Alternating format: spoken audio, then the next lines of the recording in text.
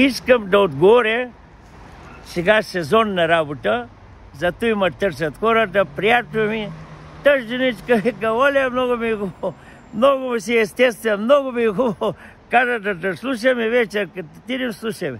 Но сега искам, тук чета коментари, иска една женичка отдалеч, не знам откъде, като трябва пак ще обади. Аз семената вчера се направих, последно домати и извадих семи, което е озряло хубаво, голями доматите по 1 кило, по 80 грама, семето извадих, трябва да изсъхне и да си пределя на 2-3 мога да дам малко, ама не да се оранжери, да се го завади до година от 1 домати, може да изкарат 2000. Тъй, че на някого мога да пратя по иконтата от тези 3 сорта, аз по-малко вадя, за мене правя буркани и вадя семената. Мога да отслужа и ще го заваря навсякъде от 1 домати.